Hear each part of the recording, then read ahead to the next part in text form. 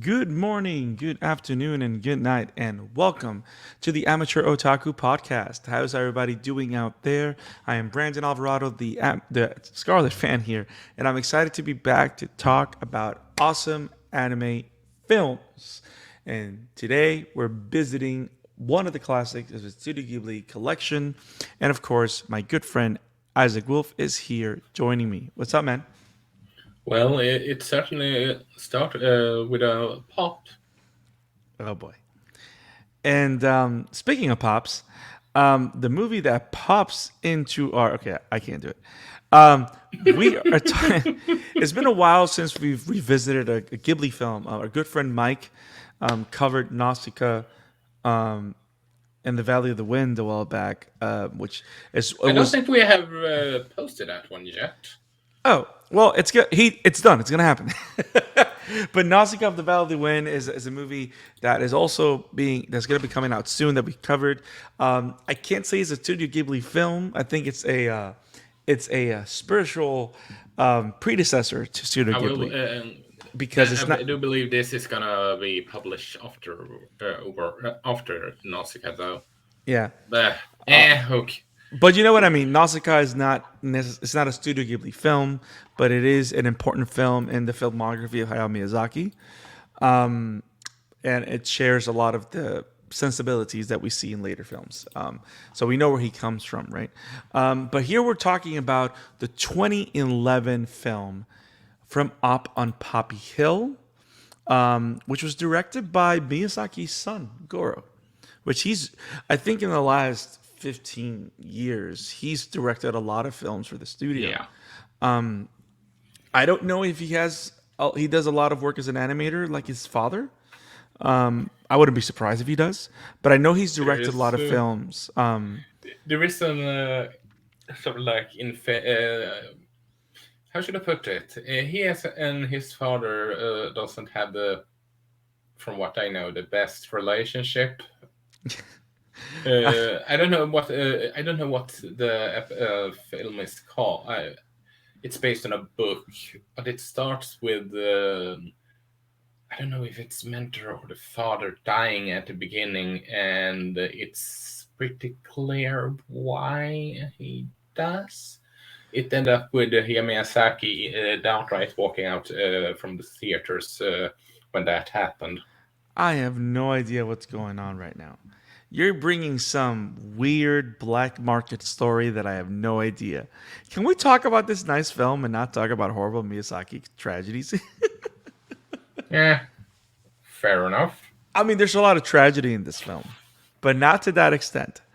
Um, from Up on Poppy Hill, directed by Goro Miyazaki, is a very interesting tale about never forgetting our past, forgetting where we come from, the people that we miss after they leave us or are taken from us, the innocence of youth, but more importantly, finding our own way in the midst of interesting and disheartening situations. And it's a very nice somber coming of age story, which is normally what you come for, right? That's pretty much the name of the game with most Studio Ghibli films. It's that most of them are a coming of age story.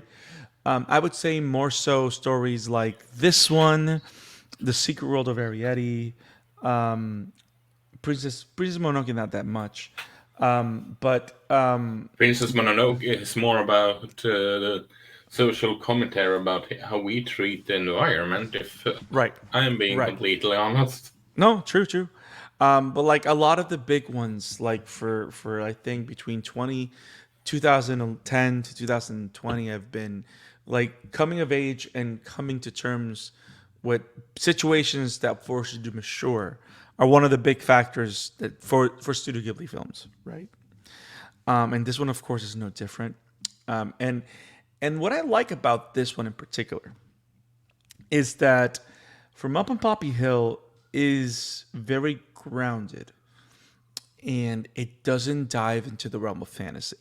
This is a run of the mill slice of life film, but is a historical period piece through and through.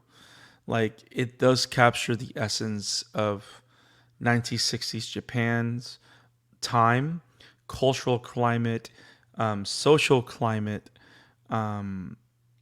after World War II, like certain things that are happening, the results of those big events. But it doesn't go Grave of the Fireflies on us, right? Like it doesn't push towards Thank the Lord, no. which we got to cover that movie at some point. Oh no no no no no no no! I can't handle that movie again. It's a great movie, I yes, mean, I but mean, I'm not no telling you to. I'm no not telling you to no no. rewatch it, but we can talk about it.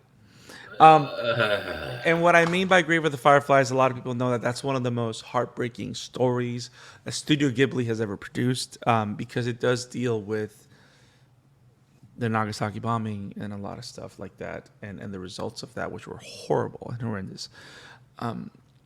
But it does deal with the tragedies after war, in very peculiar ways, in very particular ways, and there's like a and the twist of the film, which I think we're going to talk about. I think it's safe. This is going to be somewhat of a spoiler discussion. So if you have not seen From Up on Poppy Hill, there's going to be spoilers towards the end of the episode. I don't think we need to do that here, but there are going to be spoilers. So if you haven't seen it, you can probably skip. We'll let you know when the spoilers come. But yeah, I like the film. I like the characters. I like that the organicness of the relationship between Shun and Umi, because it is a very genuine, simple, not complicated relationship, and the interests that they have for each other, and all the little things that bring them together. What are your thoughts? How long ago was it that you saw this film for the first time? I know you're gonna brag oh, about. I know you're gonna brag about having all the films, because that's what you do with every time we cover a Studio Ghibli film. You talk about how I you own don't all the know. films. Well, I technically don't own their 3D animated movie, but that's because I don't. That's just because it's not that good. That's Erwin the Witch, right, or something? Yeah. Yeah, even the animation is kind of like what? Yeah, they should stick to 2D animation. That's the True. only thing I'm gonna say. But anyway, I don't recall when I watched Up on Poppy Hill for the first time. I think it was back in maybe 2014, 2000. No, it was Was it close a to long its? time. Was it close to its release? No, it wasn't close to its release. It was years ago, that's for certain. Okay. And now I'm pissed that I can't remember You watched it because a couple of years ago. It's okay. I watched it for the first time for the pod, so it's all good.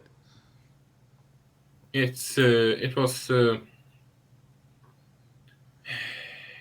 2015. Okay. It was, and I remember, even though I wouldn't call it being the strongest of the Miyazaki movies. Uh, so now after rewatching it, and I thought it's still, and I remember thinking it back then. It's a cute movie, like majority of the Studio Ghibli movies are. Yeah. It's they are masters in the craft and doing adorable slice of life coming of age stories, Yes. and this is no difference for it. I argue that there is. I prefer someone that like whiskers away better, but that doesn't mean that this one is bad. Far from it. Right. I like that you mentioned that it's not like previous other Ghibli films. And I think that's a very important distinction to make, because if we were to compare this to any other film in their library, this is the closest film to Whisper of the Heart, to other Ghibli movies. And the main reason for that is because it is one of the few Ghibli films that doesn't embrace fantasy, right? It takes place in the real world, and apart from the moments, for example, in Whisper of the Heart, where you have the main character's imagination run wild, right? Because her imagination doesn't really affect the real world. It's just how she deals with her feelings about the guy he likes, and stuff like that. The guy she likes.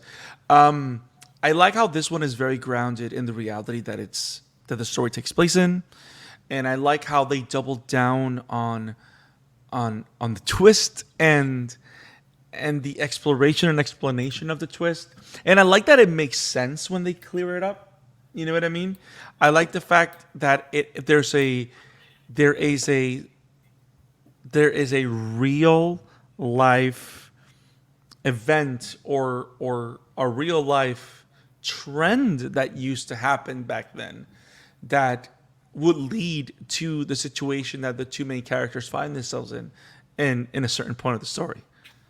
You know, I like that it has its root on reality, and it made it very tasteful for me towards the end, in a way that I enjoyed it, because it became more of a it became part of his identity as a historical drama. Does that make sense? Yeah. As opposed to just being a shock factor thing, which I like the fact that this one doesn't. It's not a film that emphasizes shock value. Like, they just wanted to tell a good story, and that's what they did. Because you know how you have studios that focus on a spectacle or a type of film, which you got to think about it. Studio Ghibli, for the most part, it's a lot about the fantasy aspect and the transcendent aspect of understanding coming of age in a way that's full of imagination, to aid, and use fantasy to aid the storytelling. Does that make sense? Like, that's the Yeah. typical thing that you find with Studio Ghibli films, but not here. Like, they went the other way. They moved away from fantasy. They doubled down on the historical era pieces of the story, and I think it's great. I also like the fact and enjoy the fact that these characters feel authentic and real. And I want to be very careful what I'm saying, because I'm not trying to say that the characters from Whisper of the Heart, which is the one that I'm using to make observations with, I'm not saying they're not real or authentic. That's not what I'm trying to say. But, like, you know how Shizuku in Whisper of the Heart, she tends to be this over the top personality, Yeah. right? I like the fact that that's not who Umi is. I like the fact that Studio Ghibli always finds the way to create characters that don't feel like a repeat from one that we've seen before. Like, every Agreed. story. Do you agree? Yeah. Yeah, every character feels isolated within the movie that they're in. And I like the fact, I think Umi, for me, especially with all the anime that I've seen lately, Umi and Shun were both like a breath of fresh air, because they felt like real people. They felt like this could have easily been a live action movie. Yeah. But the animation was Uh, great, everything was solid, and the story was great, so it works. I dare argue that, with the exception of the likes of Spirited Away, I can't recall every Spirited Away and Princess Mononoke. I think majority of them, I think every one of them. No, Howl's Moving Castle, I would question, and Ponyo, Yeah, but Ponyo is madness. We got to cover that at some yeah, point, but Ponyo is a crazy film. Ponyo. But it's adorable. But okay, most of the movies it would work. I know that there is at least one live action adaptation of Kiki's Delivery Service, for example. Yes. It looks weird, but yes. And but it's just I don't know. Shall we talk about the whole twist at the end? Before we do that, do you like the whole? What was the what was what'd you think about the whole flag thing? I like the whole nautical aspect of it, like the idea of communication being a big deal, and the idea of flags as communication, and I like because, for example, one of the things that you see in Japanese culture and tradition is that symbols are important, right? Rituals are important. Paying respects are important. There's a lot of that here, especially with the whole thing, especially with the whole flag thing, because that was Umi's ritual, and I like the symbology of it, and how that connects to the plot. You know, like which I gotta say it's very inventive storytelling, and there's a lot of stuff here that makes me want to go watch more of Goro's films, because there are a lot of directorial decisions in this film that are great. And we'll spoil that when we talk about the twists and stuff like that. But did you have a favorite approach or scene or decision in particular? Because Not that I can, I like the whole flag things a lot. not that I can think of, really, honestly. Okay, so you want to talk spoilers? Yeah, sure. So guys, And go ahead. yeah, go. You can start the spoiler warning part. Yeah, all I was gonna say, guys, spoilers. If you have not seen, um, if you have not seen From Up on Poppy Hill, just want to let you know that we are going to start having a spoiler discussion, because there are a couple of things that if I spoil it, then you kind of miss the opportunity of discovering the drama that pushes a lot of what goes on with the characters later on. So, let me put here. I'm going to do a quick banner, guys, to make sure that we know that this is spoiler discussion. And while we're here, Isaac, let's do some plugs so the people that want to step away can. If people wanted to find you, where can people find you, Isaac? Well, you can find my work at Web Entertainment, and you can find me over at Twitter at Emblemaniac. And you can find me at the Scarlet Fan 52 and on Twitter, and on Scarlet Fan 52 on Instagram. And you can find us at the Amateur Otaku Pod. So make sure to follow us. If you love to listen to us in podcast form, go to Google Podcast, Apple Podcasts, Radio Public, Spotify, wherever podcasts are found. And if you like us on YouTube and you love what we're doing there with our My Hero content, anime, manga content, Spy Family, make sure you click on the like button and subscribe to our YouTube channel so you do not miss any of our coverage of what we do weekly, mangas, animes, awesomeness. So we'll see you there. Thank you for watching. If you're walking out, go watch the movie. We really enjoy From Up Poppy Hill. It's very hard for Studio Ghibli to do wrong, and this is definitely another movie that proves us right. Studio Ghibli is awesome, and their movies are timeless. This movie came out in 2011, and it feels timeless because it's beautiful to watch and enjoy. Do you agree, Isaac? I agree. Completely Awesome. agree. So we'll see you ladies next time. And those that want to stay, let's go to the spoiler discussion. So we're having a spoiler discussion. Spoilers ahead. BBD bomb. So, From Up Poppy Hill, so there is this love story that kind of develops between Umi and Shun. And it all comes to a head when Umi shows Shun a picture. Isaac, what does he see in this picture? Dear Dad, so They are related, which Ap- causes, apparently, yeah, they're apparently and related. which I will admit, while I think it works within the movie, the whole how should I put it? The whole softy in me were a bit disappointed in seeing it because yes, the whole it just felt like okay, they are going to end up together and it would work out, but no, they put sort of like a twist in it, if that makes any sense. I mean, And you okay? Go ahead, keep going. but like I said, I yes, looking back at it now and with a rewatch and the first time, I think it works within the context of the story and how and why and all that jazz.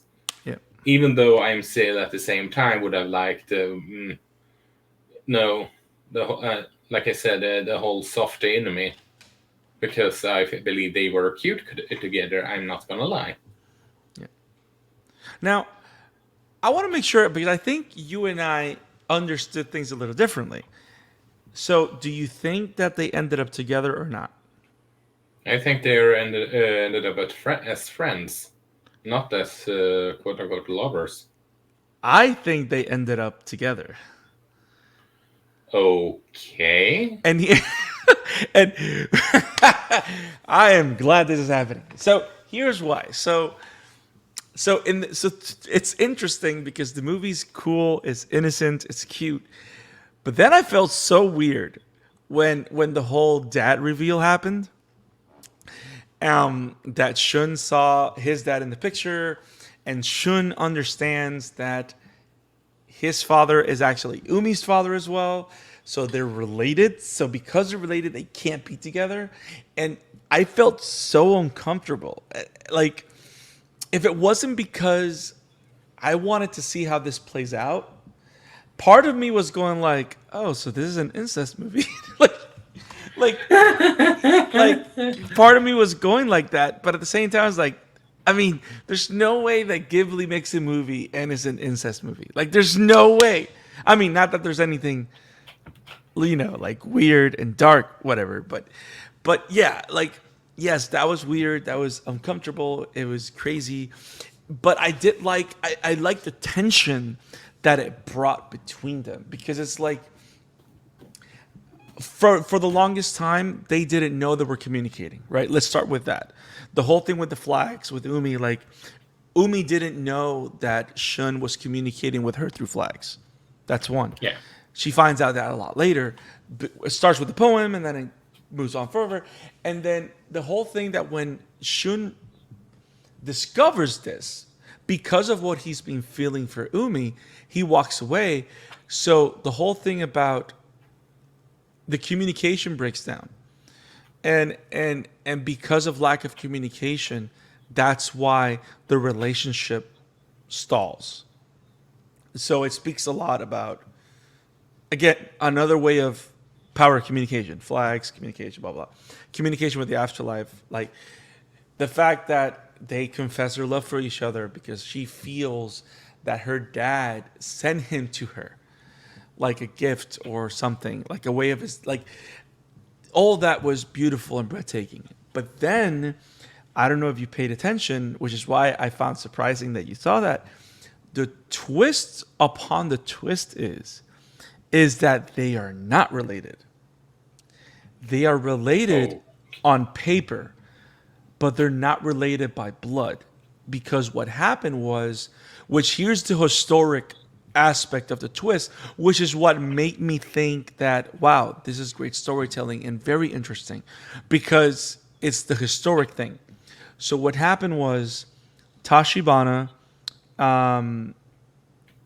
there were three friends. It was the general they meet at the end, right? It was Umi's dad, and there was their common friend Tashibana.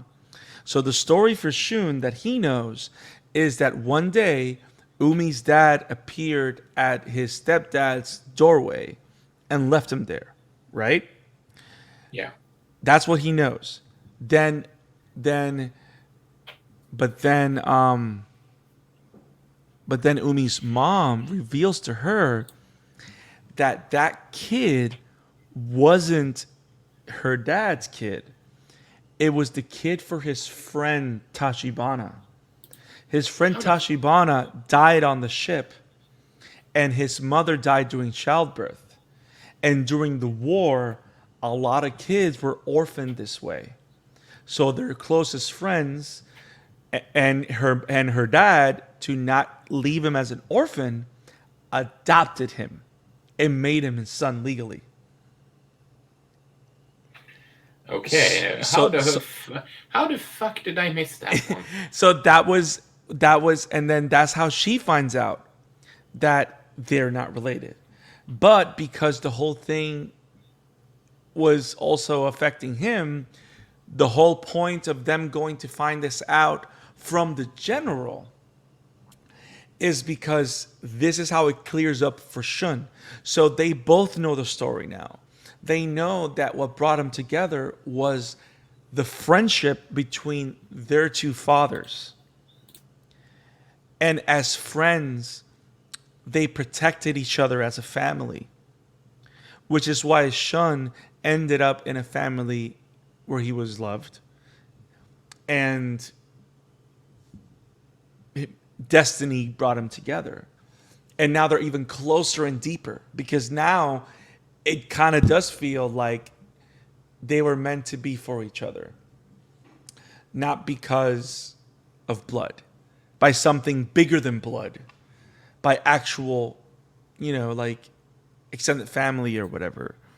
Yeah. So that's why towards the end, I think they did it. They do end up together because now there's no reason why they shouldn't celebrate the love they feel for each other, because they are related, kind of, but they're not related in the way that would make it weird. They're related because their parents have history.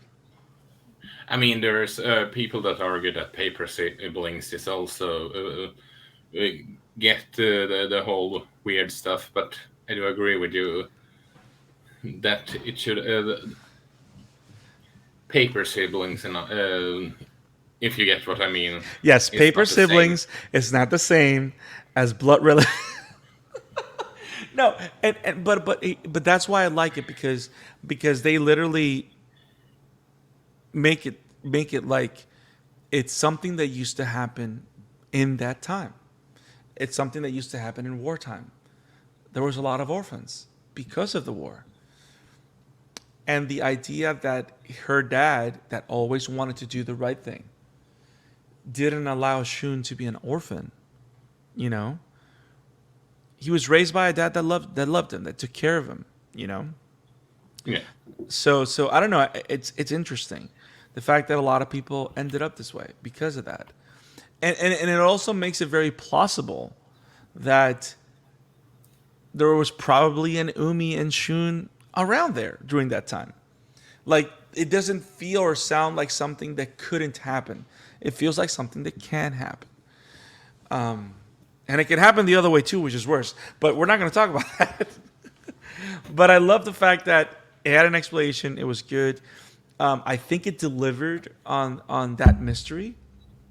And also, what a great film about camaraderie and working together with all the kids working on the house. That was actually pretty fun, you know, Yeah. like the It's whole. fun and cute. Yeah, it's fun and cute. See, it had the cute thing. But yeah, I cannot believe that you didn't catch that. I feel proud of myself. I've evolved as an otaku. Yeah. Maybe it's flow by me. I will admit that. I mean, I can read flags, so you know. Yeah. Yeah, but I don't know much else to say about this move before we run. At least I run through circles, so to speak. No, I think we've talked it to death. No pun intended. But yeah, Frau Poppy Hill is great. The twists and turns that it takes for being a nice slice and life movie are great and well delivered. Um, and I also like the genuineness, like the characters. I can't help but keep saying how real the characters feel, and I like this film.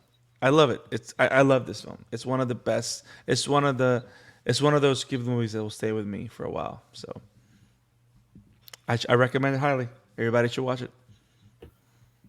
Yeah, So and well, Bud, where can people find you? you can find me at the Scarlet Fan 52 on Twitter and the Scarlet Fan 52 on Instagram. And you can find my work at Vobum Entertainment, and you can find me over at Emblemaniac on Twitter. Check us Have it out. awesome, everyone. Yeah, you can go on with that. Yeah, I'm- you're good, bro. You can find us at Amateur Otaku Pod on Twitter. You can find us on Google Podcasts, Apple Podcasts, and Spotify. And you can subscribe to our YouTube channel to keep watching and enjoying more Amateur Otaku content. We cover anime, manga, awesome films, and seasons every single week. We have a lot of stuff coming up very soon. We have more Doron Doron. We have more Spy Family, a lot more Kaiju number 8. We are going to be covering Moriarty the Patriot soon as well. Shout to Ryan Colt Levi. We got a lot of stuff going on. Stay tuned, guys. Have it awesome. Peace. Have it. Peace.